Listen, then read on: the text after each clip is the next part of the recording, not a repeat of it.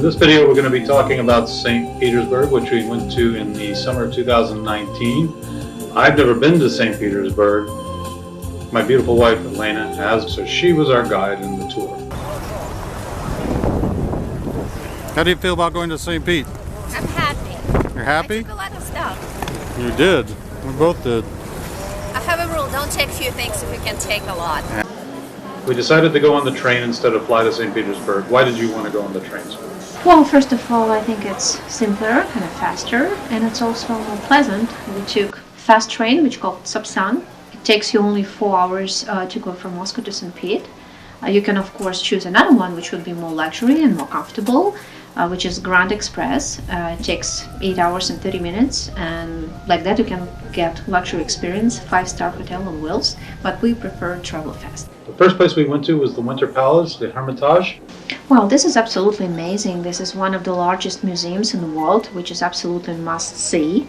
And it has million exhibits located in about 380 halls. And I'm not sure if it's 100% truth, but they say if you spend at least 1 minute looking at one of them, it will take you 10 years to look at the whole thing. I believe it. It's almost an overwhelming experience. To me, you could actually do a whole trip just going to see the Hermitage if you were in that sort of thing. It has Egyptian artifacts, Roman artifacts, Renaissance art. It has almost everything you can think of. Of course, my favorite room as usual was the Gothic library, which I thought was beautiful, yes. I was in one area that I was walking through this corridor and I felt like I had been there before. Turned out I kind of had, because it's an exact replica of Raphael's Loggia in the Vatican, and I had been in that.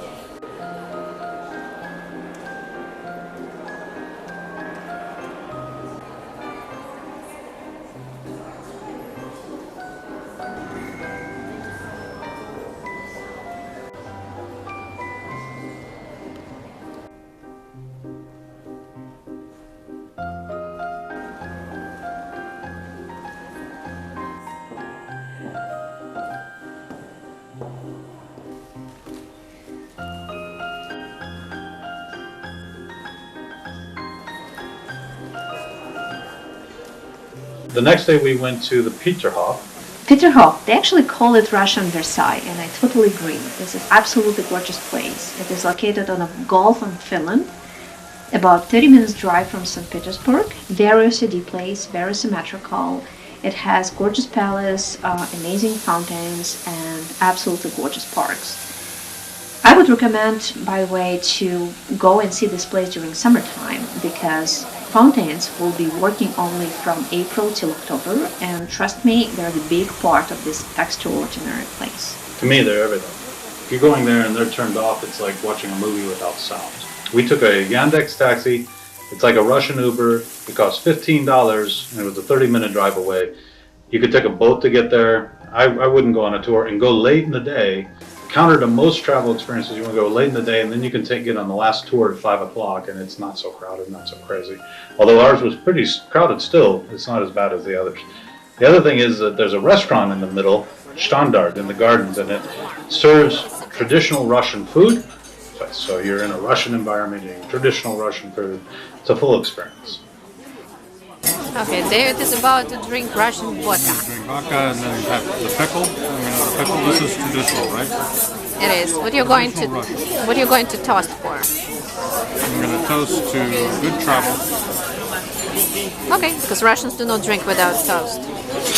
Russians do a lot of toasting then. They do. Good travels.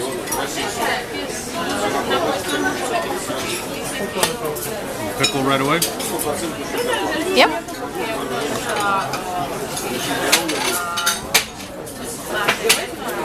You can taste the pickle now.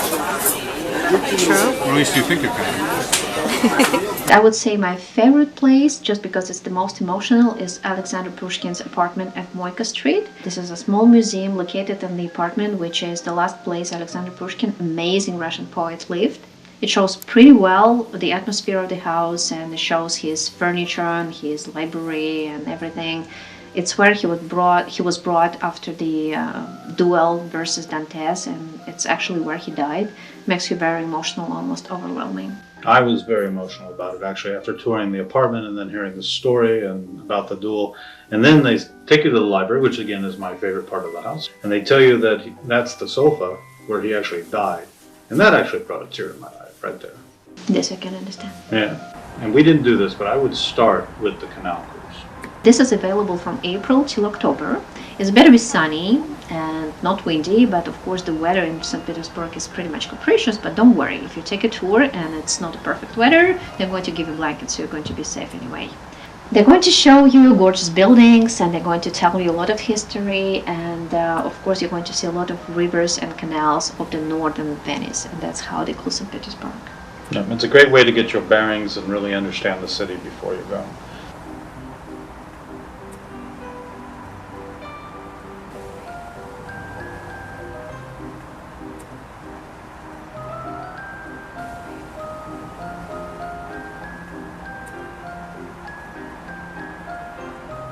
A friend of yours recommended that we go to see these restaurants by a particular chef.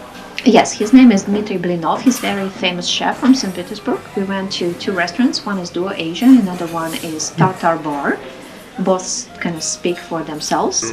I personally like Tartar Bar more, but maybe it's just because Tartar is one of my very favorite dishes on earth. I like Duasia better, mostly because I like Asian food. Both have very simple interiors, which is very good, but at the same time you can see that they were open for people who really care about what they eat. They offer you very sophisticated, high quality gourmet food, but at the same time you'll be really surprised by very affordable prices. I thought they were both good. Of course, at Tartar Bar, though, I ordered what I thought was going to be bone marrow, and I ended up with brains, so that was a little bit off-putting for me.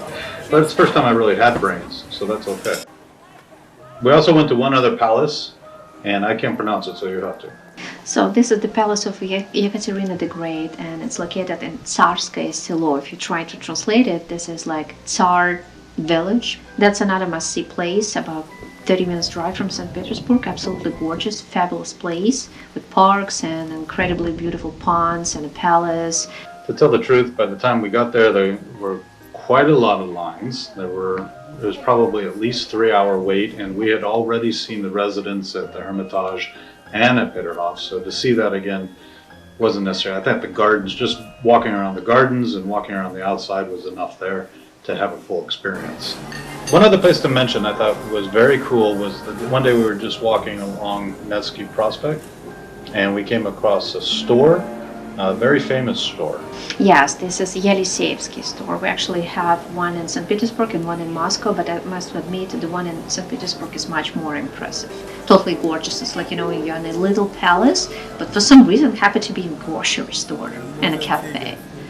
Incredible experience. It's a very cool place. It looks like something straight out of 19th century aristocratic, but I really was impressed by the giant pineapple in the middle of it. We went to a couple of cathedrals as well. We went to 3, we went inside 2.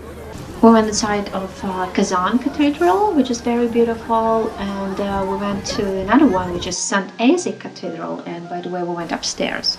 Yeah, and if you go upstairs, be prepared, because if you're either claustrophobic, afraid of heights, if you don't like crowds, this is going to be a hard experience, because you're going to get all 3 at the same time, but you're also going to get the most spectacular views of St. Petersburg.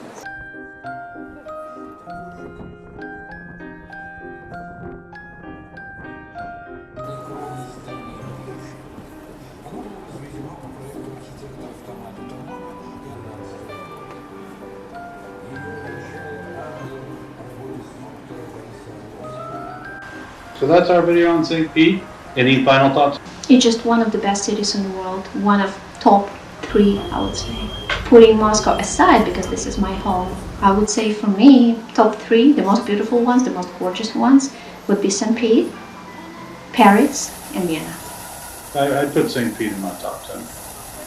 If you get the chance to go to St. Petersburg, and it's a choice you have to make, I can say this: you're going to enjoy St. Petersburg as a European city. It's as interesting, as historical, as beautiful as any other city in Europe. And by the way, I think it's very, very deep. So the more you go there, the more you discover it. It's not like you've been there once and you're kind of done. You have to dig through it. You have to learn it. And by the way, we've been there in July, in the end of July, beginning of August. But there is fantastic thing which happens in St. Peter every year, which would be White Nights. So you have to come back there in June and enjoy something absolutely incredible. I think there's no doubt that we need to go back because we didn't explore. There's a lot of things there that we didn't even get to. And people who actually know that city will notice that about this video. There's some big things that we didn't get to. So we fully intend to go back to St. Pete, and we'll probably have another video on it someday.